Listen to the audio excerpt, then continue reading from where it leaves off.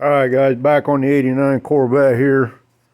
We got the, ended up getting the master cylinder installed, but I had some issues. Definitely had some issues with some aftermarket, your master cylinder here, aftermarket ones. Ended up buying one from AutoZone. And for some reason I could not get this here rear brake line would not seal up. I kept getting leaks out of this, so I thought maybe I had a bad just maybe it was a bad casting inside the housing unit from AutoZone. AutoZone, like some of the other O'Reilly's, a lot of them on the internet, guys. When you look for one of these for, I don't know, 85, or I know 86, let's say 86 to 91, or whenever they changed them, when they had the double, the two separate reservoirs here. Most of the places that are selling these aftermarket ones pretty much all look the same that I've seen on the internet. O'Reilly's, what's the other one? Advance Auto, like I said, AutoZone. I got this one from AutoZone and could not get this here rear the rear brake line, could not get that to seal up on this. So I thought it was a bad one. So what I did is I ended up taking that one back, and then I got another. They give me another one. Same issue, guys. Could not get that rear to seal. Just kept leaking on two different ones of these aftermarket master cylinders here for the Corvette. So what I ended up doing, guys, I took my old housing and I made sure that the inside of the cylinder wall, or whatever you want to call it here, down inside there, was, you know, scratch free. You want to make sure you got no scratches or nicks in that. And the same way with your other one here on the other side. You want to make sure there's no scratches, nicks, or anything inside that.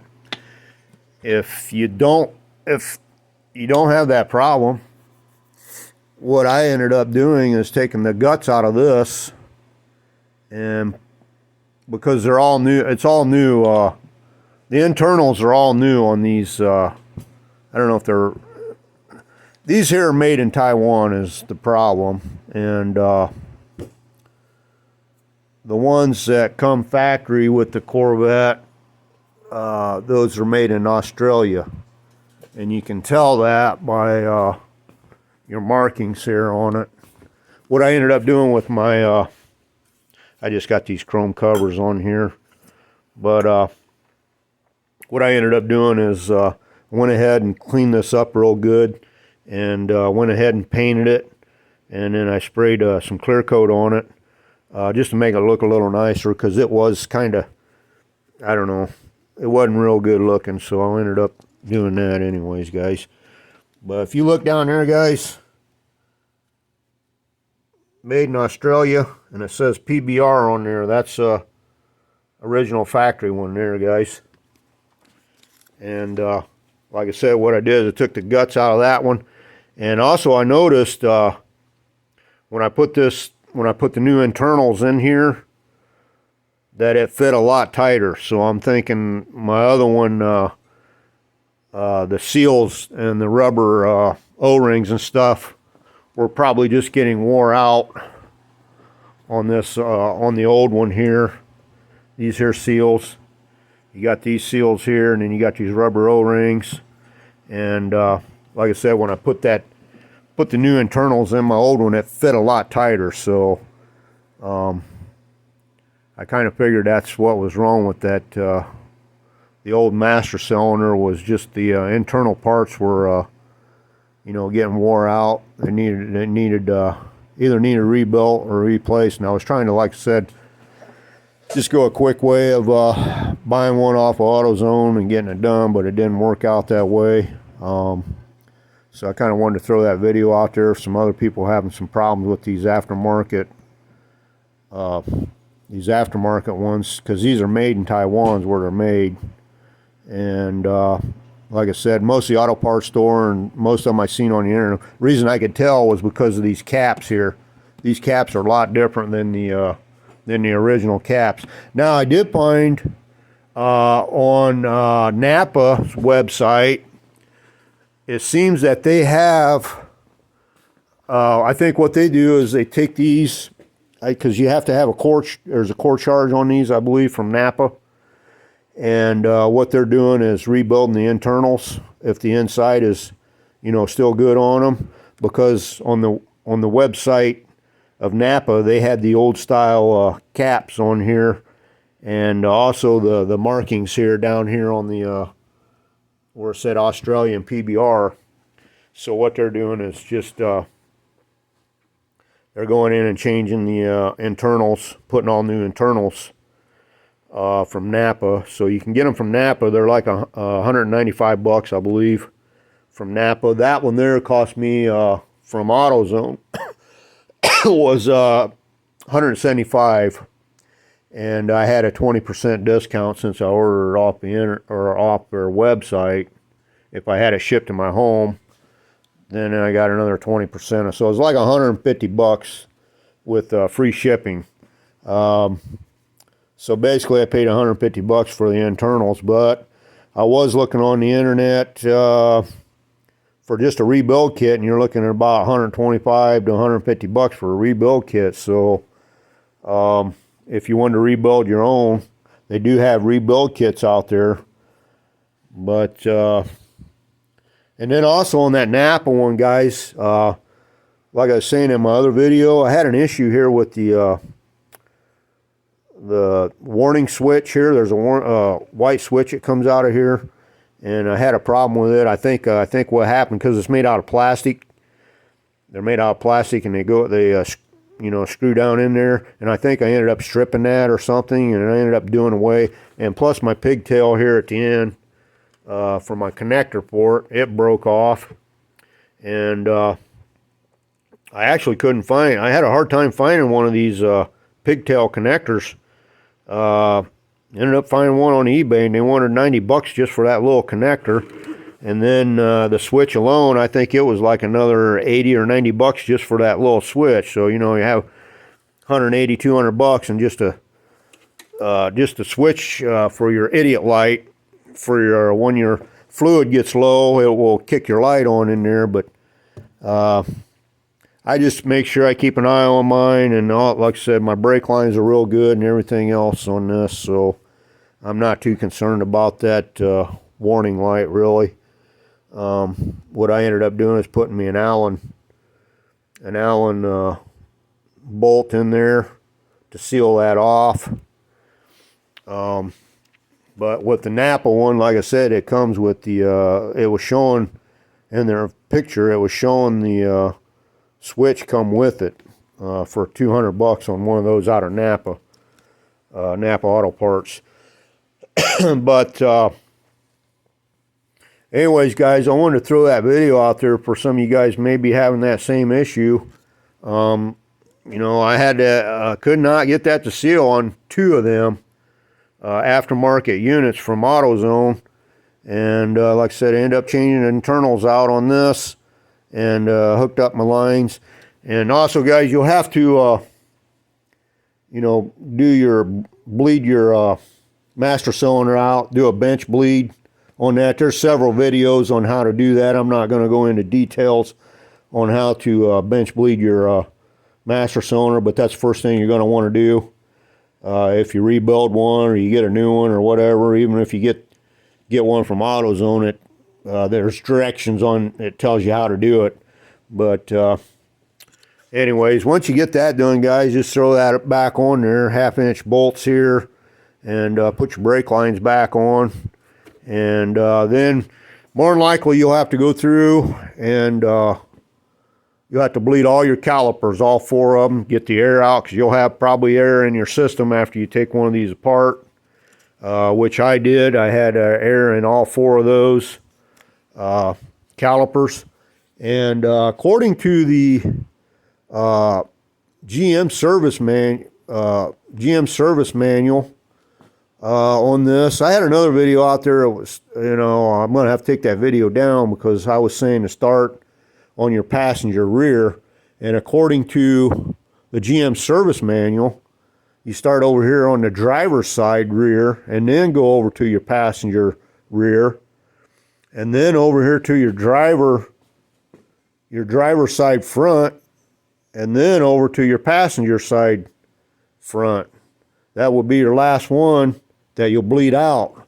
On the older Corvettes, you always started the farthest away from your master cylinder and then worked your way around till you got to the closest to the master cylinder. That's the way they used to bleed them back then, but something got changed. It may be because of the ABS unit. That may be why they have you do it that way, according to the service manual.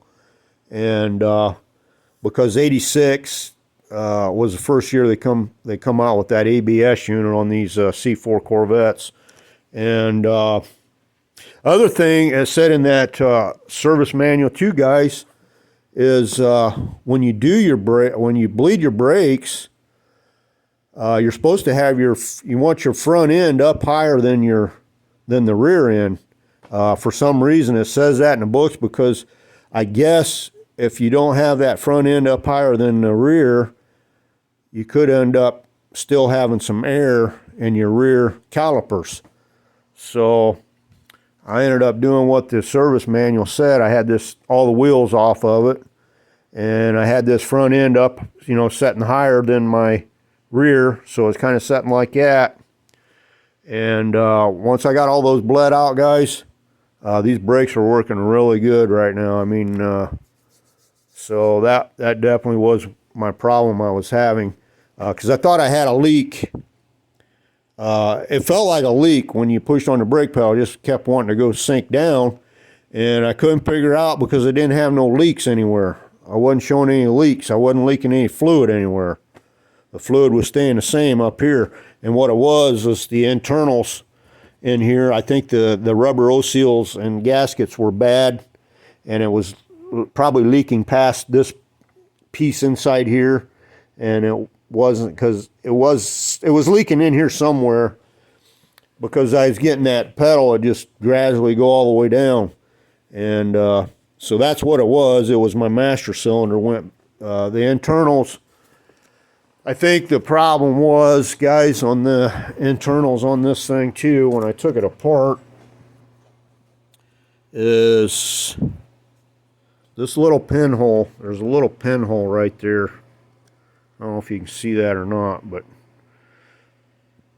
a little pinhole right there. It looked like it had a little bit of, I don't know if it like rusted up or what, but it looked like a little bit of rust or something in there from all these years of this car set.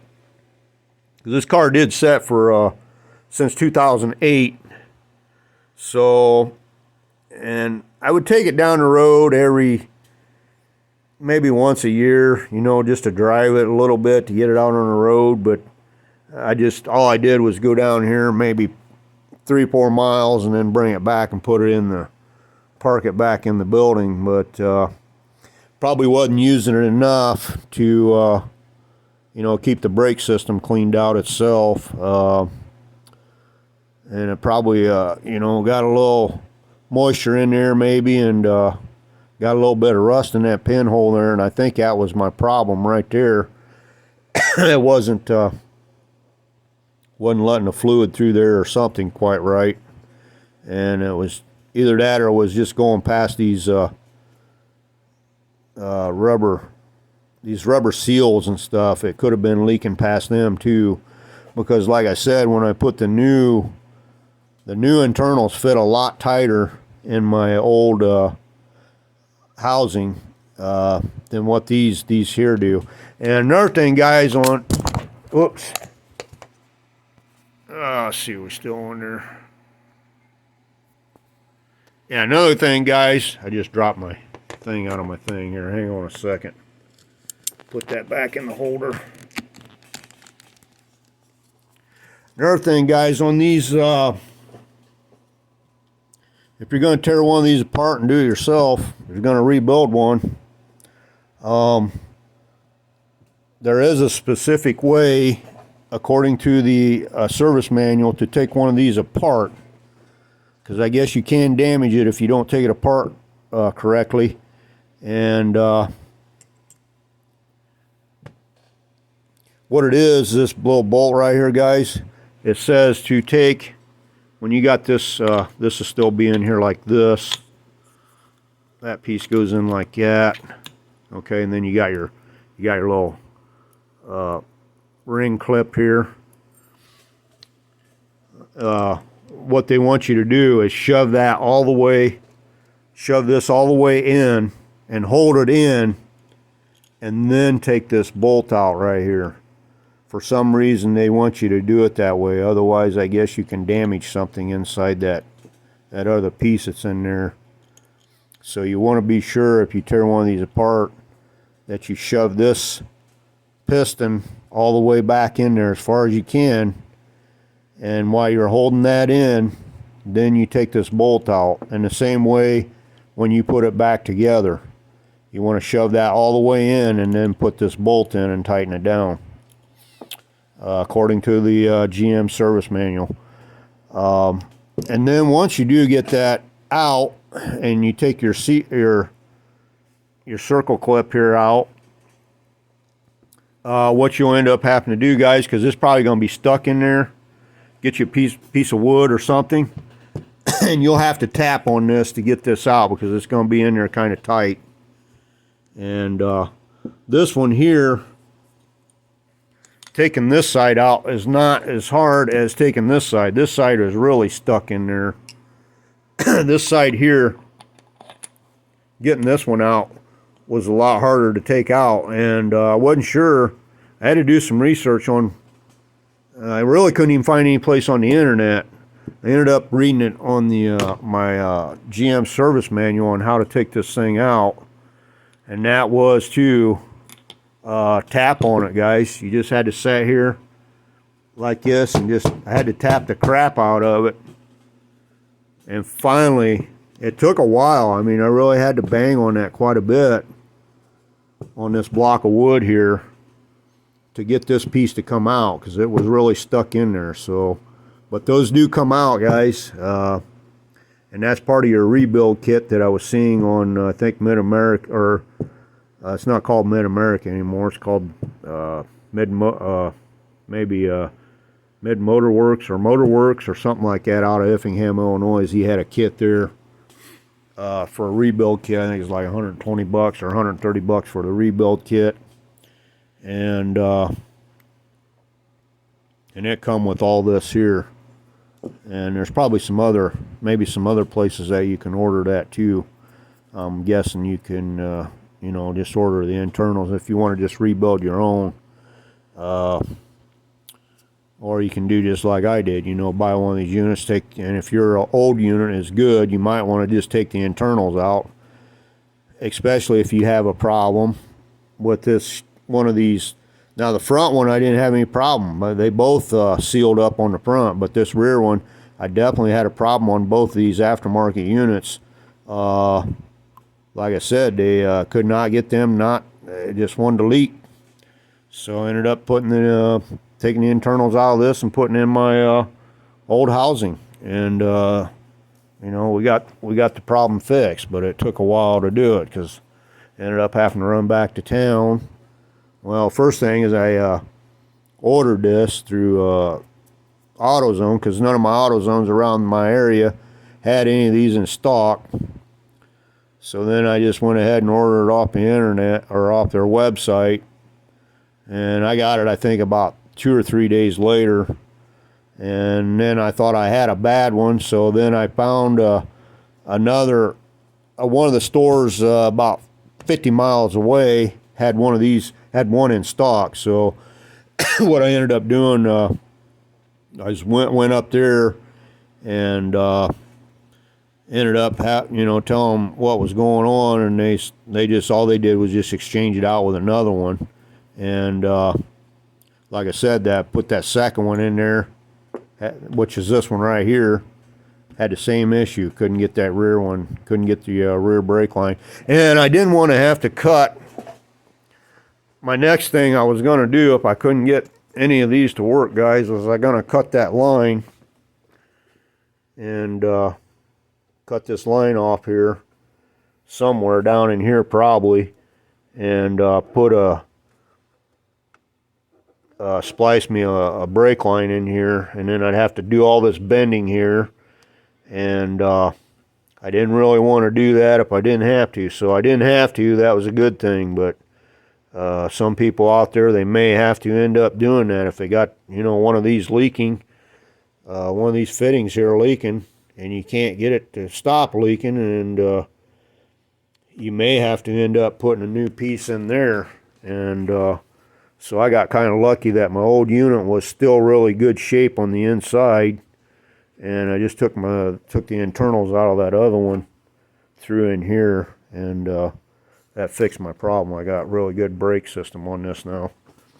So I think that's about it, guys, on that. I don't know what else to tell you other than if you run into that problem, there may be some people out there who runs into that problem. I don't know. But that's what I ended up doing to fix mine, to get it back up. And it was kind of a deal where I ended up spending quite a bit more time on this than what I wanted to. Happen to run back, go travel 50 miles and get another unit, and then that unit not working. Kind of frustrating. And I mean, you just gotta take your time and hope for the best and do what you can. And that's about all I can tell you on that. So but anyways, guys, we got the car cleaned up pretty nice. It's definitely getting close to getting back out on the road. Of course, I'm getting close to winter here, up here in the northern part of Indiana now, so I might be able to drive this a couple weeks yet. I don't know when the first snow is going to hit here, but we're getting close to that cold weather now, because it's, our highs only getting up in the 50s now. So hopefully I can get and do a little bit of driving on this thing before I have to put it back away again this winter. So we'll see what happens on that. So anyways, guys, that'll wrap this video up. Like I said, I wanted to throw that out there because I'm pretty sure there's probably going to be other people out there that's going to have that same issue. And hopefully you can use your old housing and, either rebuild it or, do like I did, buy one and then just take the internals out if you have that problem. I mean, you may not have that problem. I don't know why I had that problem of two of those leaking on me like that.